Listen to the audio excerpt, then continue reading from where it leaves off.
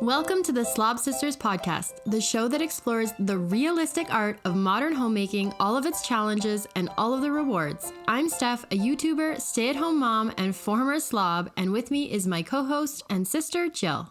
Hello, everyone. I'm Jill, mom of two and record holder for 8th grade shot put. Throw in that little detail about yourself. I like it. Absolutely, yeah. I gotta let people know who I am. I feel like they already know you, but I need to change my descriptor from former slob to something else. Cinnamon bun aficionado. Perhaps, yeah.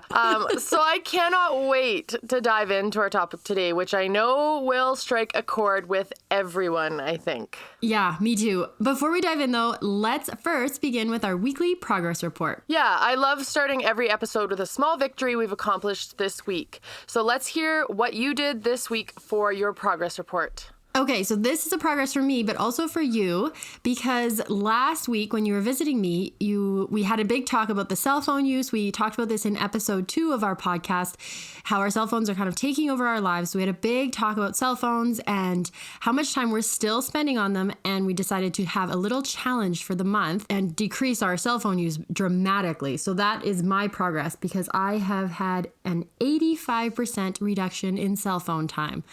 And because of that, I've made so much progress in other areas of my life. I've been finishing up crafts. I sent away a passport application I haven't done. I've been working on another website that I'm building with a friend. It's incredible. There's where the extra time is that I needed. Yeah, I think it's been crazy. I didn't think I would notice so much of a difference in my day-to-day by cutting out all my cell phone use. But yeah, my average has also gone down about 80 to 85%. I'm averaging at about like 35 minutes a day. And I feel so much more present. So it's been a huge eye-opener. I'm doing drawings with my kids, and I'm getting down on the floor and playing marbles with my son and cars. And I'm not feeling that constant pull to my phone because, well, I'm having to keep it in another room to kind of keep me away from it. But it's been incredible, really. Like, I really want to keep this going. Yeah, no, I feel the same. The biggest difference for me has been being more present with my kids. And there's a little part of me that wants to be angry at myself for letting it go on this long, but also let that go. It's in the past, moving forward. Better to change now than to change never, right? Absolutely. You got to be proud of what you've done. Yeah, so big progress for me. How about you? So for me, I think it goes hand in hand with not using my phone as much, but I've been working really hard on making more homemade meals. My husband and I discussed about, starting to spend less money on eating out. And so this week I really focused on making homemade dinners, homemade baking for my kids and snacks, and I really was successful at that. So it feels really nice. Yeah, and I bet you feel like you have the time to do it too. Yeah, like in the evenings when I, scroll through whatever app for an hour and a half, I prepped dinner for the next day. So it was a really great week for meals in our home. So much more fulfilling. I love that. Okay, I love hearing these progress reports. And for listeners, just a reminder of why we do this. And basically, we're just acknowledging that we are doing something and not just beating ourselves up for what we're not doing this week. And it's just a good reminder for you. So take time and acknowledge what you did do this week. Totally, as many of us are prone to do, really. I mean, especially women, we get so much accomplished in a week, but we're so hard on ourselves for like the 1 or 2 things that we might have missed. Yes. Today, we're going to discuss what that is all about. Right. So in today's topic, whose job is it anyways? We are talking about who does the housework and jobs around your house and how to split the work up so everyone is happy. Yeah, if that's possible. I mean, this is a huge topic. I know a lot of families, a lot of couples whose major conflicts revolve around chores and tasks and sharing the brunt of the work in the home. And I just wanted to point out my, what I say about my cleaner who comes in once every 2 weeks, cheaper than couples counseling. Because let me tell you, it made a huge difference in our relationship, not fighting over those, those cleaning tasks that just weigh on you. Yeah. Definitely. I can see that. It's a huge source of conflict for my husband and me, especially because I'm quite messy by nature and I'm always working at being better. He's understanding to a point, but who wants to live with a slob, right? I really do take ownership of this, and it is a problem that I'm trying to fix. So let's talk about data, because you know me, I love data, and I think it'll give us a really good jumping off point. So according to the Organization for Cooperation and Development, The average number of minutes women spend on unpaid work per day is 223. So 4 hours. For men, it's 148 minutes per day, so about 2 hours. So we are still spending a full 75 minutes more time working while men are relaxing. What is up with that?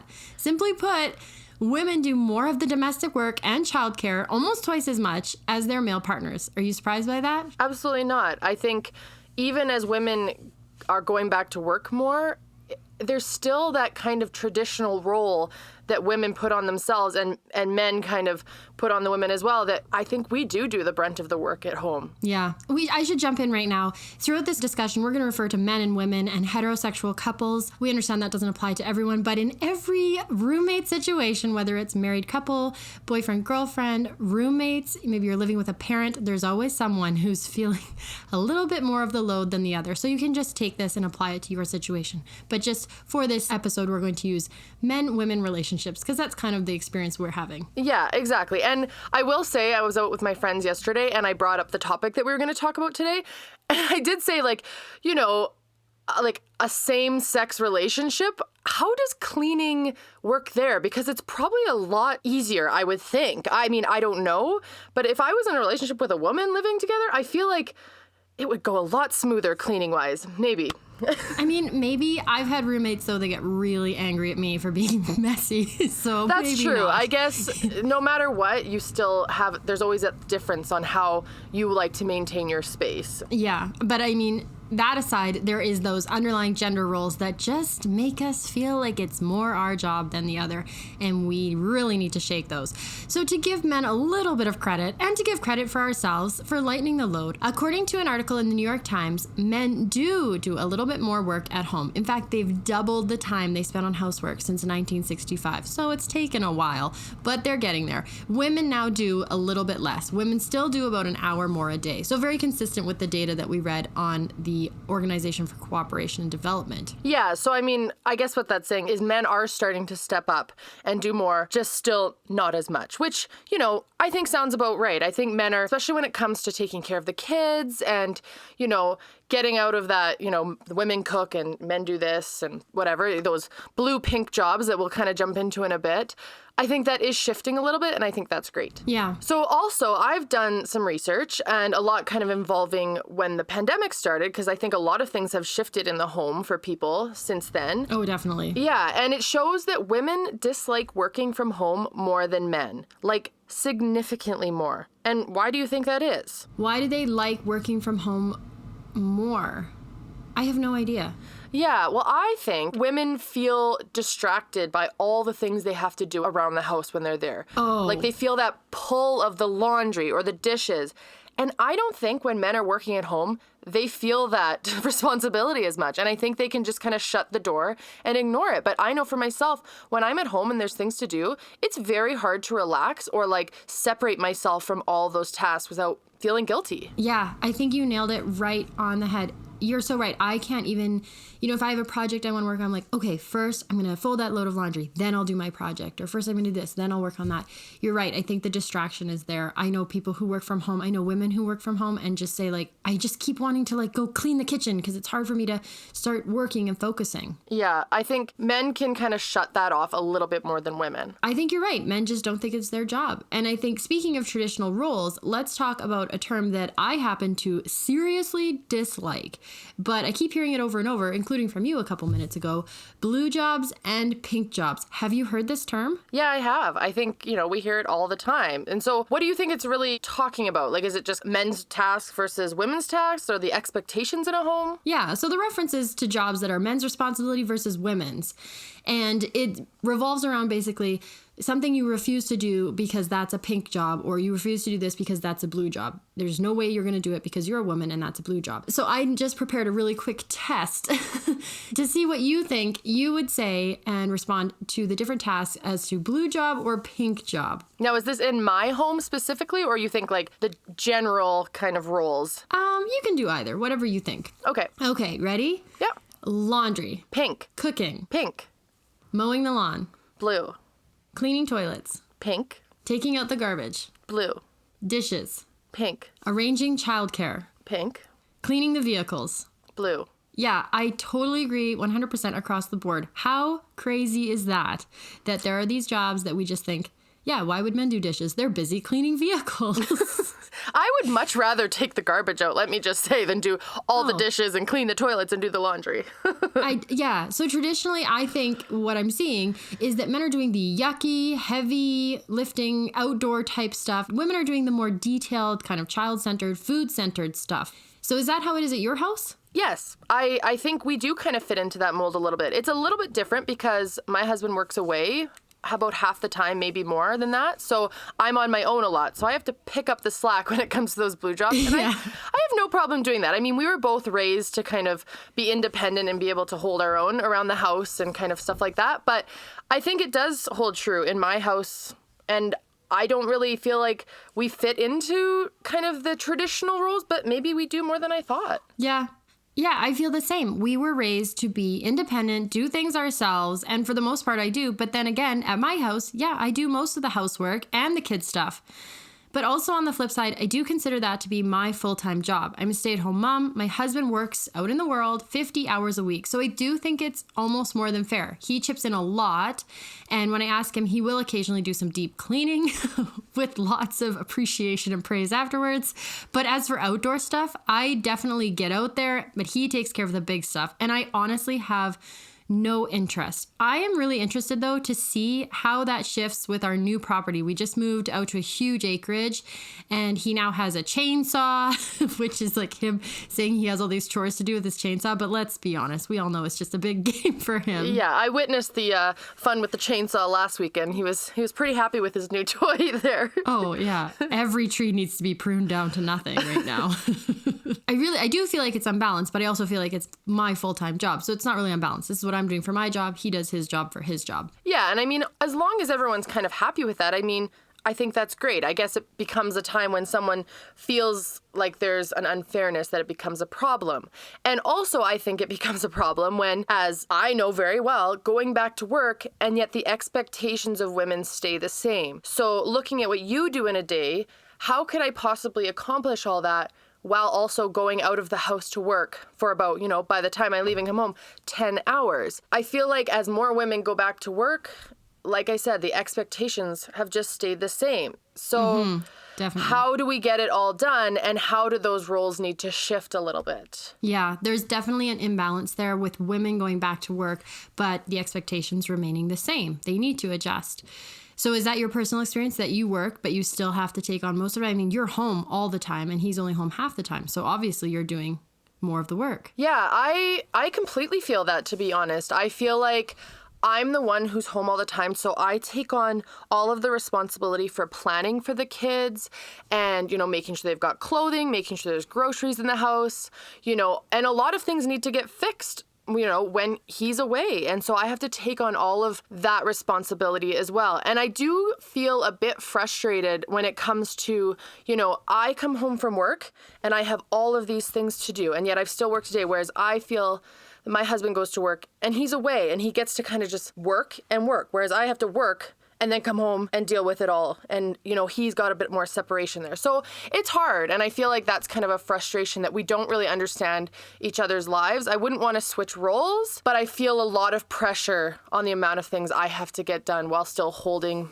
down my job and my career and being successful at that as well. Yeah, definitely. And like I've seen him, he comes home, he jumps right in. And we both decided that it is getting better in terms of the balance between men and women, but it's probably not quite where it needs to be in terms of that balance. So how do you keep it fair? I have read a lot about this, and one thing I read is that keeping score, kind of doing that tit for tat thing, I did this, so you need to do this, is one of the most detrimental things you can do in any relationship, which is really interesting because I see it a ton on my channel. People feel they are pulling more of their weight than their partner, and they start feeling really, really resentful. Yeah, I agree. And we see that on our Facebook group as well. And not only resentful, but people feel underappreciated, I think, a lot, which is definitely something I have felt before, where people post on this Facebook group, all of these things they've done, and nobody notices. And I think one thing you really try and, tell people is, but make it feel good for you. You've done that and you feel proud. So do it for yourself, not necessarily everyone else. Yeah. So if you are in a situation where your partner and you feel unbalanced, or you both feel unbalanced, what is some things you can do to make it fair? Well, first of all, I always encourage people to talk openly about what each other's expectations are, because chances are you don't know. Nothing is more frustrating than someone who gets upset with you for something you had no idea. If you are upset about something, you need to tell someone. And then if you do see them doing something, appreciate what they're doing. Chances are they're doing more than you realize, and you might not even see it. Yeah, I think that happens a lot when, maybe you're doing something that's not being seen, and you don't need to hold it over them to, get that appreciation, but you need to think, hey, maybe this goes both ways. Maybe they're also doing something that I might not be seeing. Sure. Well, and have you ever had the situation with anybody in your life where you're like, are you angry at me? Is something wrong? Because they're giving you a bit of a silent treatment or a harsh treatment. And then they kind of blow up and say, well, yeah, didn't you know this? No, of course I didn't. You didn't tell me. How would I know those things if you didn't tell me? Too much assumption on what we are aware of and what we might not be. Remember, nobody reads minds, or at least nobody can that doesn't claim to. And also pick up the slack for one another. This is a big thing in my relationship. As I've mentioned before, I'm a huge slob. People always ask on my channel, where's your husband? Why isn't he helping? He does more than his share. Don't worry about him. He picks up the slack for me, and I really try to pick up the slack for him. And one thing he's taught me is to do it with grace. Don't lord it over the other person when you did something and they didn't. It's all about give and take. Yeah, and I think remembering also that you are blessing your house for you. I mean, cleaning it, keeping it a home, making it, special and cozy. And you're not just a slave for others. It's your home too, so take pride in making it peaceful and clean for yourself. Yeah, I think that's a really good way to change the mentality around it. Not just feel like, I'm doing this and no one notices. Clean your house and say, look at my clean house that I now get to live in. I get to be in this house. Just pretend you're doing it for yourself. If you feel like you're not getting appreciated, first, try talking to someone. Try to talk openly about the expectation, and then just remember, you are also doing it for yourself.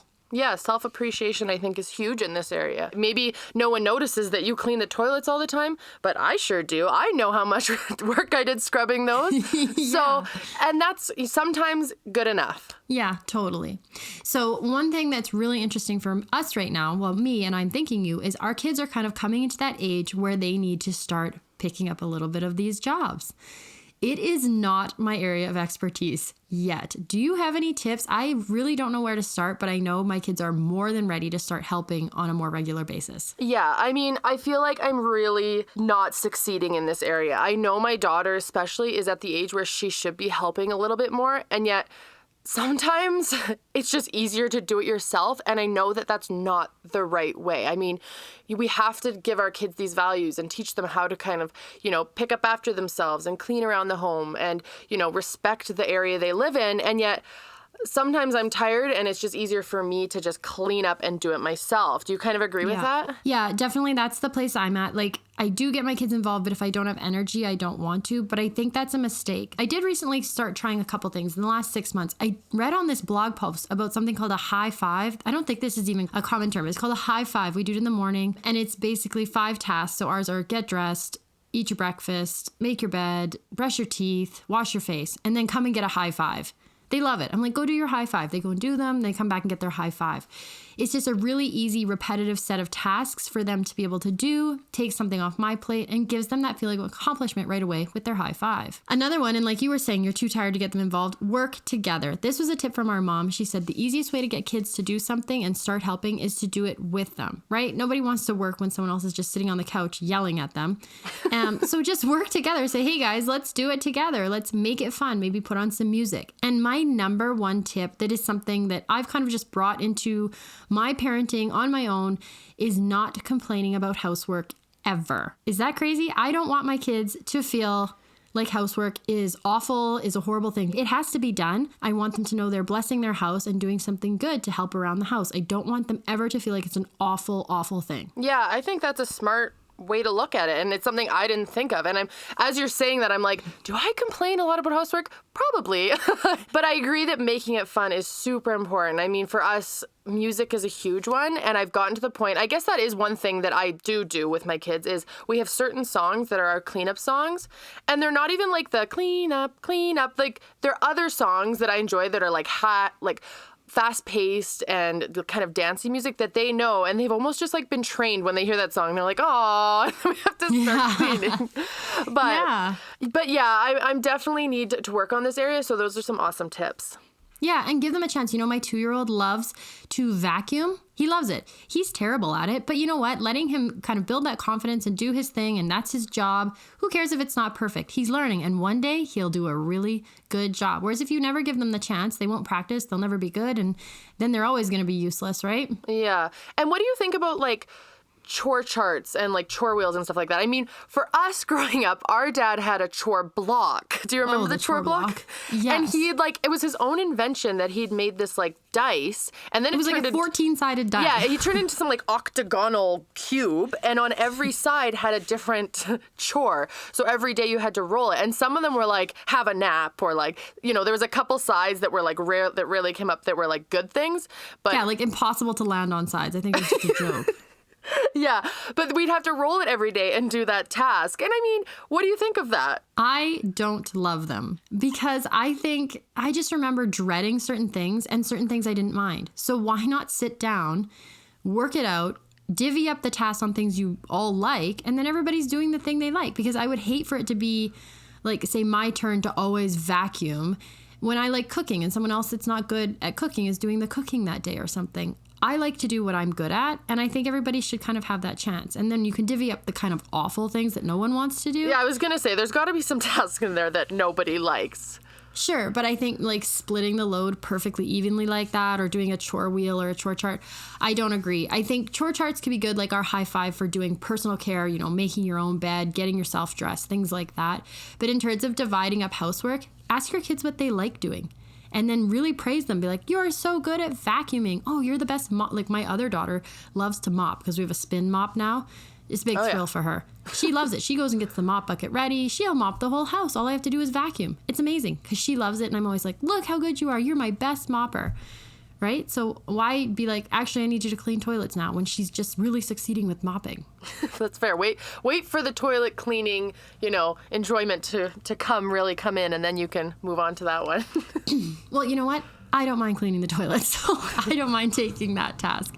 I do think it's important to teach your kids how to do all the different tasks in the house, whether they like them or not, whether they become their regular chores or not. When I went to university, I was appalled because a bunch of kids had never done their own laundry before and weren't taught how to. And then they were suddenly completely incapable of doing their own laundry. They were even paying other students to do their laundry for them, right? So I think maybe this wasn't their job at home, and maybe your mom was doing it for you because that was her way of showing love, and that's great. But it is also showing love to teach people how to take care of themselves in the real world. So I do think it's important that our kids know these things. Yeah, absolutely. Setting a good example, but also including your kids on how to do those things. And I think that goes for your partner as well. I mean, I'm really guilty of being a little bit controlling on my way's the best, so I'll just do it. Where really, I think we didn't even really touch on that maybe the people in your home are doing things a little bit different than you are, and that's okay. Yeah, to the best of their abilities. Yeah, absolutely. And it might not be exactly what you would do, but it's done. So that's the important part. Yeah, and that's something my husband and I are talking about a lot these days because it is slow to like have our kids involved in cooking. It's slow. They are slow.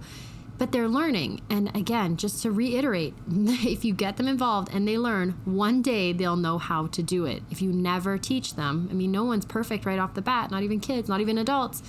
They'll never learn, and then you really won't have help later on. Yeah, I think this has been an awesome discussion. It's a good reminder for myself, you know, taking that resentment out of the home because it's so common. It comes up so easily, I think. I'm very guilty for this happening, and also involving your kids and the other people in your home. So I think it's a great reminder for us all, great discussion. I mean, there could literally be an entire podcast, I think, on like relationship issues around cleaning, but this was a nice kind of, you know, summary of the issues. Yeah, but definitely something that we can all think about and try and work a little bit harder on, making our lives a little bit more peaceful, because really, let's not fight over vacuuming and toilets. Somebody has to do them. Yes, like my cleaner. We don't need to go back. Just kidding.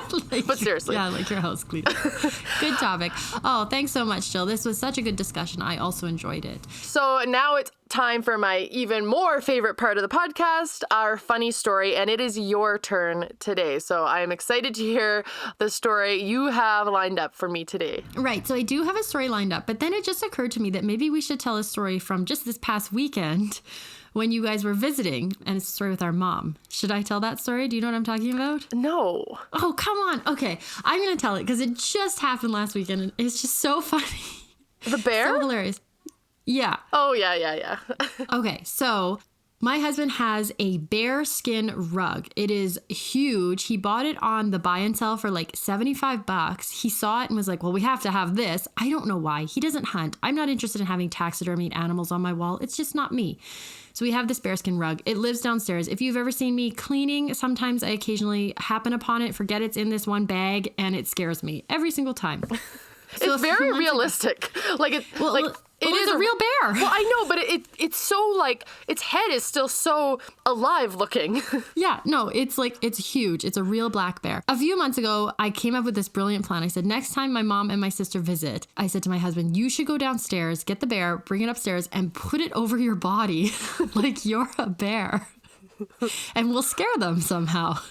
And so we've been talking about this for months. My sister and my mom were both visiting last weekend, so the time was perfect. And my mom and I were in the kitchen cooking, and I said, go downstairs, get the bear, come to the door, scratch on the door. It'll be great. So he does. He goes downstairs. He comes out to the back deck, right outside the kitchen. He's got this bear on him. And he starts scratching at the door, and I go, what is that? What is that, Mom? And she goes over, oh, it's a bear. It's a bear. She locks the door because, they're using She didn't panic as much as I was expecting, honestly, when the bear was like right outside the door. She was kind of like, she goes, it's a bear. More excited. Go get everyone. Let's let the kids see. Kids, come see this bear. And then I start laughing already because I'm like, oh my goodness. And I go and I open the door because I was like pretending I wanted to have a better look. So I open the door and she turns around and goes, what are you doing? Yeah, the look on her face is priceless. You should almost post that on like your Facebook group or something, or your Instagram. Okay. I did take a video. I'll post it. She turns around. What are you doing? And what I expected her to do was run away. No, like a boss, my 71-year-old mother marches straight towards the open door and the bear and slams the door in its face. Locks it again, looks at me and goes, and then goes, kids, come see this bear. Like nothing phases her. But the look she gave you was just kind of like so disappointed. Like, what is wrong with you? What's wrong with my daughter? I have the most dumb, stupid daughter in the whole world. So then she goes, kids, let's go see the bear. And then I go and open the door again. And she goes, Stephanie, what are you doing? Don't do that. She runs back over. And then my husband stands up and she goes, and she yells and laughs. And we all had a really good laugh about it. You watched the video a weird amount that day. I watched the video so many times. I laughed about it so many times. My poor mother.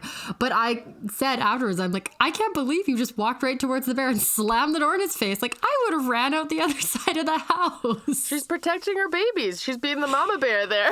Yeah, I know. That's what she said. I'm like, well, yeah, you're definitely the mom. So it's so fun to get our mom. I always feel like, I don't know if you do, but when mom comes to visit, I do feel like I sometimes revert back to like being 16 years old. Well, and she's very gullible, and like poor mom. I mean, all of her siblings have always been hard on her when it comes to like practical jokes and things like that. Yeah, no. And anyways, it was so funny. She was a really good sport about it. We all had a really good laugh. But that's my funny story from last week, and I'll save my other funny story for another day. But that was really good. I will maybe post the video to my Instagram. We'll see. It's pretty good, but I also just feel like it's kind of like people might think I'm abusing my mother and tricking her with this bear. Yeah, it was super funny. That's awesome, Steph. It's always fun to kind of look back, even if it wasn't that long ago, on these funny moments in our lives. So I'm really glad we're continuing to do that. Yeah, I love the funny story. A couple of my friends have pointed out that's their favorite part of this show. So we'll keep doing it. We have no limit of stories. No, I have like a little note in my phone where I'm kind of like, when I think of one, I'm like, oh, I'll write that down so that I can remember. Good idea. All right, great episode. Thank you everyone for listening. If you like this show, please make sure to subscribe and leave us a comment with any ideas that you'd like to talk about in the future. I will talk to you very soon. Bye-bye. Bye.